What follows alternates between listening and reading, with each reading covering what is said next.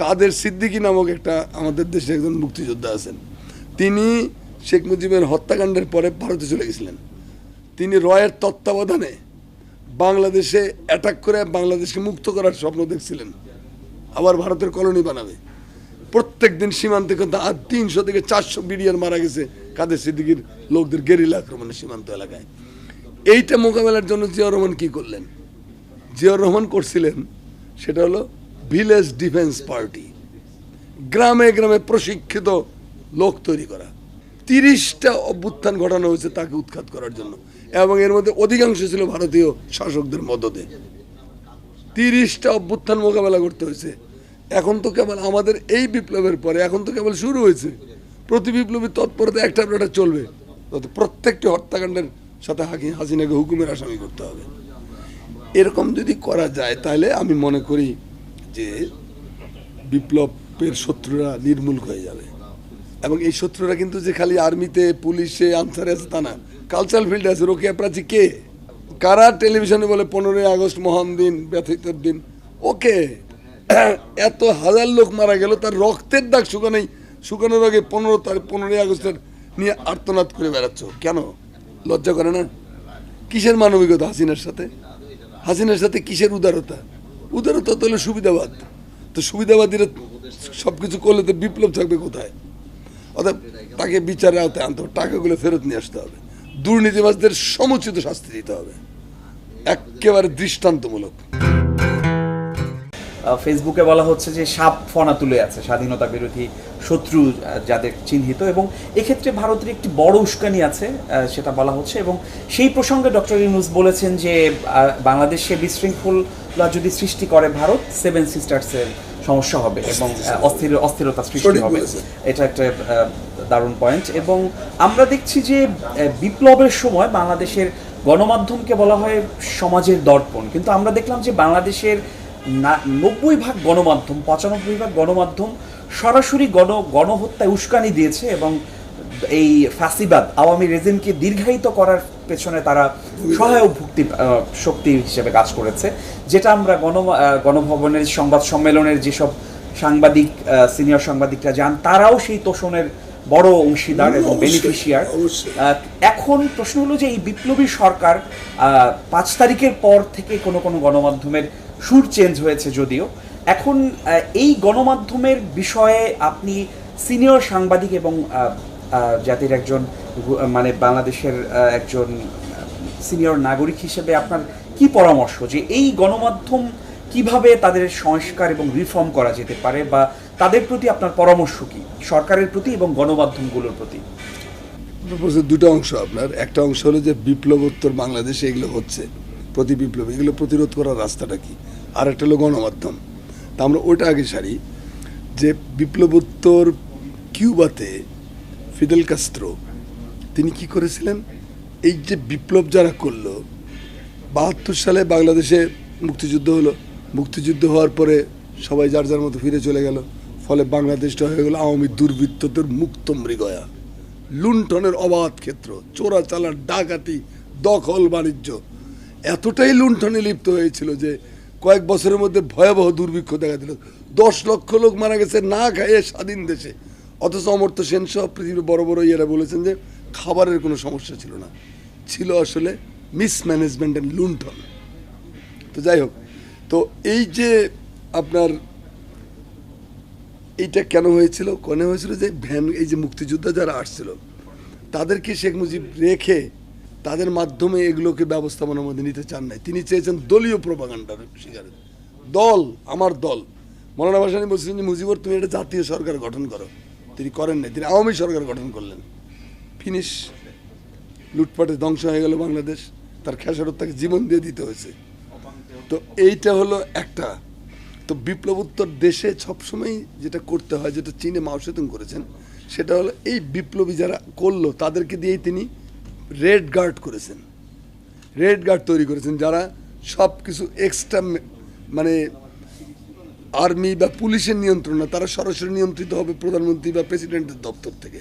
তার একটা আলাদা বোর্ড থাকবে, তারা সব কিছু ওয়াশ করবে, গ্রাম থেকে শুরু করে একেবারে বিভাগীয় পর্যায় পর্যন্ত ওয়াশ করে তারা যেটু নিয়মতান্ত্রিক পদ্ধতি যেটা নির্মূল করা যেটা করবে, নয় বাকিটা রাষ্ট্রের কাছে পৌঁছায় দেবে। এটা এই ইরানেও তাই করেছে, রেভলিউশনারি গার্ড বলে ইরানে। আপনার ফিদেল কাস্ট্রোর কথা আমি বারবারই বলতেছি, এরকম আরও অনেকগুলো যেসব দেশে বিপ্লব হয়েছে সেগুলো এটা করা হয়েছে। এটা করতে ব্রিগেড করতে হবে। এক্ষুনি এই জিয়াউর রহমানের কথা চিন্তা করেন, 7ই নভেম্বরের রেভলিউশনের ভেতর দিয়ে জিয়াউর রহমান বাংলাদেশের শাসন ক্ষমতায় আসলেন। তিনি তো এই 7ই নভেম্বরের সাথে তিনি এই আগের বিপ্লব কোনো কিছু জড়িতই নন। তিনি জেলখানে গৃহবন্দী দশার থেকে তাকে সিপাহী জনতা মুক্ত করে এনে বাংলাদেশটা তার হাতে তুলে দিয়েছে যে আপনি ছাড়া লোক নাই। জিয়াউর রহমান দেখেন 5 বছরের মধ্যে একটা বটমলেস বাস্কেটকে খাদ্যের সংসম্পন্ন করেছিলেন, যে গণতন্ত্রকে 4র্থ সংশোধনীর মাধ্যমে মেরে খুন করে আজিমপুরে দাফন করা হয়েছিল, সেই গণতন্ত্রকে পুনরুজ্জীবন করলেন। তারপরে আইনের শাসন ফিরিয়ে আনলেন, আওয়ামী দানবগুলোকে শৃঙ্খলিত করলেন। দেশে মিলে মাঠে কলে কারখানায় একটা আনন্দের আবহাওয়া তৈরি হয়ে গেল, মানুষের হারিয়ে যাওয়া আত্মবিশ্বাসগুলো ফিরে এলো। এই জিয়াউর রহমানের যে কাজটা করতে পারলো না সেটা তিনি ফিল করেছিলেন। কাদের সিদ্দিকী নামক একটা আমাদের দেশে একজন মুক্তিযোদ্ধা আছেন, তিনি শেখ মুজিবের হত্যাকাণ্ডের পরে ভারতে চলে গেছিলেন। তিনি রয়ের তত্ত্বাবধানে বাংলাদেশে অ্যাটাক করে বাংলাদেশকে মুক্ত করার স্বপ্ন দেখছিলেন, আবার ভারতের কলোনি বানাবে। প্রত্যেক দিন সীমান্তে 300 থেকে 400 বিডিআর মারা গেছে কাদের সিদ্দিকীর লোকদের গেরিলা আক্রমণে সীমান্ত এলাকায়। এইটা মোকাবেলার জন্য জিয়াউর রহমান কি করলেন? জিয়াউর রহমান করছিলেন সেটা হলো ভিলেজ ডিফেন্স পার্টি, গ্রামে গ্রামে প্রশিক্ষিত লোক তৈরি করা যারা গ্রাম পাহারা দেবে সারা রাজ্যকে। এই ভিলেজ ডিফেন্স পার্টিকে পাওয়ারফুল করলেন, আনসারকে পাওয়ারফুল করলেন, এবং প্ল্যান নিলেন যে প্রত্যেক প্রাপ্তবয়স্ক নরনারী জীবনে কমপক্ষে 1 বছর আর্মি ট্রেনিং নিতে হবে।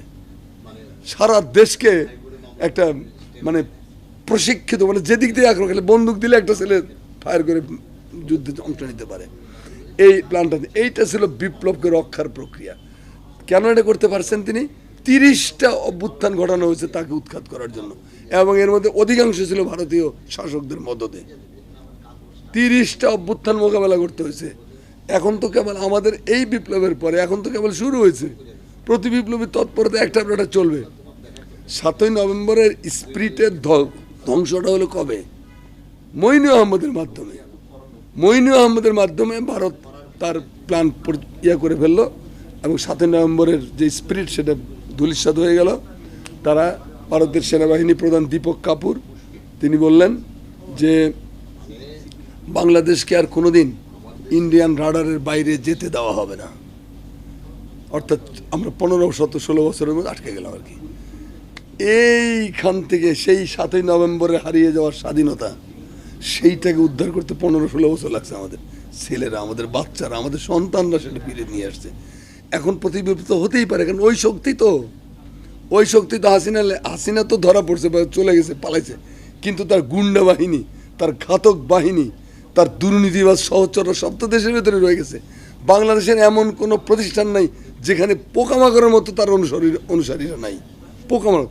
তো এটা মোকাবেলা করবে কিভাবে? ভদ্রলোকের কি সাপে কামড়াচ্ছে, আপনি সাপেরে বলবেন যে রবীন্দ্রসঙ্গীত শোনাচ্ছি, রবীন্দ্রসঙ্গীত শোনালে সাপে কামড় বন্ধ করবে? ওটাকে নির্মূল করতে হবে, মারতে হবে, হাড্ডি গুড্ডি ফাটাইতে হবে, উৎখাত করতে হবে, জ্বালিয়ে দিতে হবে।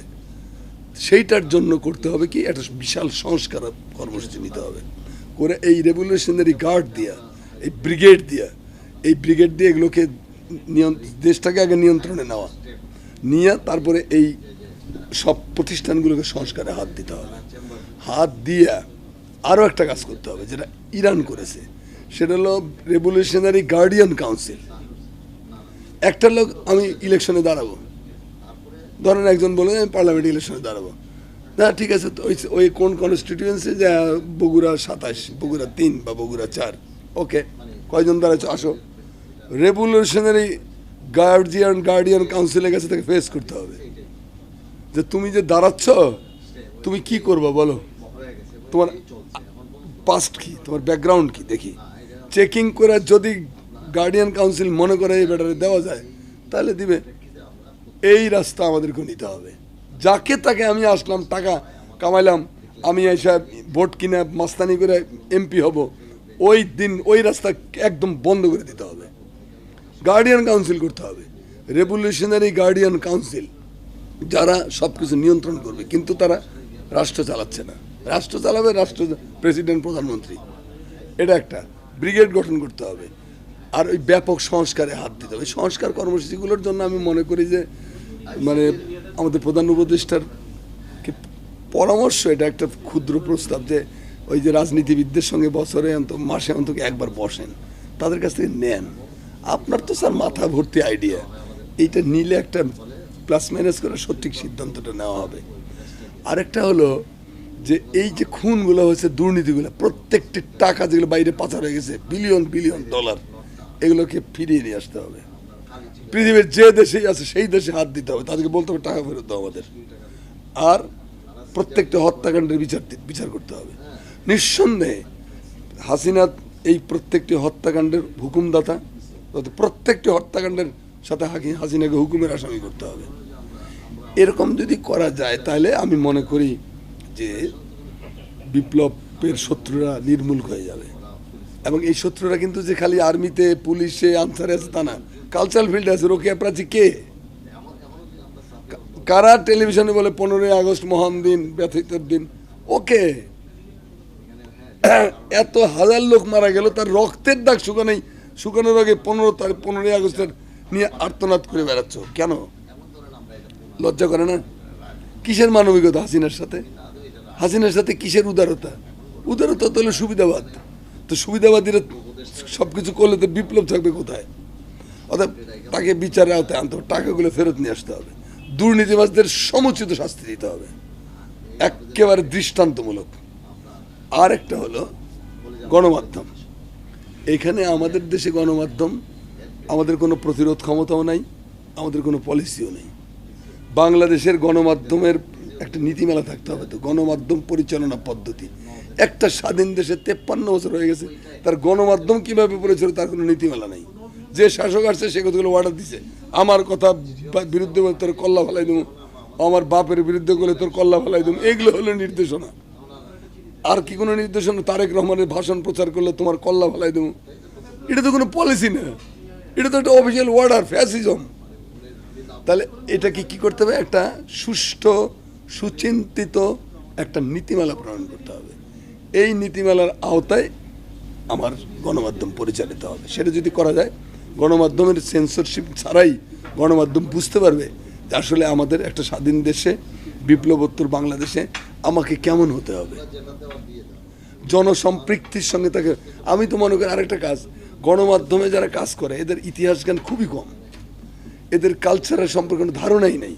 দুই পাতা পড়ে পথ করে চোঙ্গা এটা নিয়ে দাঁড়ায় গেল মাইকের সামনে।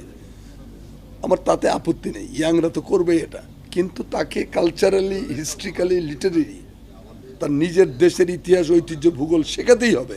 প্রত্যেকটি গণমাধ্যম কর্মীকে কমপক্ষে 6 মাসের একটা কোর্স করতে হবে, যে কোর্সের মাধ্যমে সে ইতিহাস শিখবে, ভূগোল শিখবে, লিটারেচার শিখবে, তার সংস্কৃতি শিখবে। যে এই হলো আমার ব্যাকগ্রাউন্ড। কেন আমি লাশ শব্দ ব্যবহার করি, কেন আমি মরদেহ ব্যবহার করব না, কেন আমি জল খাবো না, কেন আমি পানি খাই, এই পার্থক্যগুলো সম্পর্কে সতর্ক করা। সতর্ক করলে বাংলাদেশের নিজস্ব সংস্কৃতি বিকশিত হবে। এটা হলো একটা দিক। আরেকটা দিক হলো যে এই যে অনাবৃত আকাশ থেকে গলিত পুজের মতো বিষাক্ত সংস্কৃতি ঢুকে পড়তেছে। ঘরের মেয়েরা এখন হিন্দি ভাষায় কথা কয়।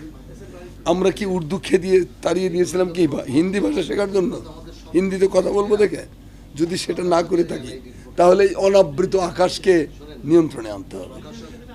শ্রীলঙ্কা, সিঙ্গাপুর, মালয়েশিয়া আলতু ফালতু চ্যানেলকে এলাও করে না কখনো। সিলেক্টেড চ্যানেলে, তুমি দেশের চ্যানেল দেখো, বাইরের চ্যানেল হলো রিক্রুট করে কোনটা তুমি দেখবা কোনটা দেখবা না। শ্রীলঙ্কার মতো দেশ, সিঙ্গাপুরের মতো দেশ কাজ করে, যাচ্ছে তাই তুমি দেখতে পারোই না। এটা দেশের চ্যানেলের ব্যাপার, এটা বাইরের চ্যানেল। আর আরেকটা জিনিস হলো যে আমার দেশের সমস্ত এই যে যারা ডিশ চালায় বা এই চালায়, তাদের সবগুলো হলো ইন্ডিয়ান চ্যানেল দিয়ে ভরা। আর পৃথিবীতে কোনো দেশ নাই, তাদের চ্যানেলগুলো আসে না কেন? মিশরের চ্যানেল আসে না কেন? আর দক্ষিণ আফ্রিকার চ্যানেল আসে না কেন? চীনের চ্যানেল আসে না কেন? সব খালি ইন্ডিয়া। ইন্ডিয়ার চ্যানেল দেখতে আমার আপত্তি নেই, কিন্তু খালি সবগুলো ইন্ডিয়া হবে কেন? আর আরেকটা ব্যাপার হলো যে ইন্ডিয়ান চ্যানেলে আমরা দেখতেছি গাধার মতো, মূর্খের মতো, অজ্ঞের মতো, আর ইন্ডিয়া আমাদের চ্যানেল দেখতে দিচ্ছে না। তারা বলতেছে যে ইন্ডিয়ার এই চ্যানেলগুলো দেখালে আমাদের নিজস্ব কালচারের ক্ষতি হবে। মাই গড, আমার চ্যানেল দেখলে আপনার কালচার ক্ষতিগ্রস্ত হয়, আপনার এই গু খেলে আমার জীবন নষ্ট হয় না? এই ব্যাপারে শক্ত দৃষ্টিভঙ্গি ফরজ। তো এই পয়েন্টগুলোর মধ্যে মূল কথাটা হলো যে আমার কালচারাল ইনফরমেশন অর্থাৎ গণমাধ্যমের পলিসি, মাস মিডিয়া পলিসিটা একটা বানায় ফেলতে পারলে তখন এগুলো আমরা নিয়ন্ত্রণ করতে পারবো।